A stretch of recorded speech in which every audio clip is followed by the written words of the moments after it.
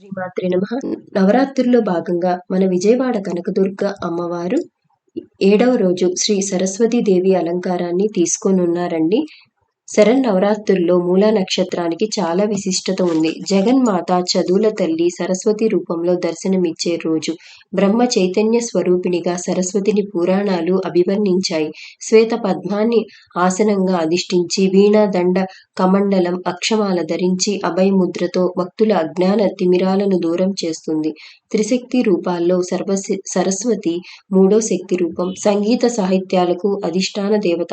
ఈ తల్లిని ఆరాధించడం వల్ల బుద్ధి వికాసం, విద్యాలాభం కలుగుతాయి. ఈరోజు పఠించవలసిన స్తోత్రాలు: సరస్వతి అష్టోత్తరం. సరస్వతీదేవికి సంబంధించిన స్తోత్రాలన్నీ పఠించగలరు. అమ్మవారికి విగ్రహారాధన చేసేవాళ్ళు అమ్మవారికి తెలుపు రంగు చీరను కట్టండి. అమ్మవారికి తెల్లగా ఉన్న నైవేద్యాన్ని ఏదైనా ప్రసాదించవచ్చు. అంటే అటుకులు, బెల్లం, శనగపప్పు ఇటువంటివన్నీ అమ్మవారికి నివేదించవచ్చు. నవరాత్రుల్లో భాగంగా శ్రీశైల భ్రమరాంబిక అమ్మవారు కాళరాత్రి రూపాన్ని తీసుకోనున్నారు. శ్రీమాత్రే నమః. అమ్మ దయ ఉంటే అన్నీ ఉన్నట్లే.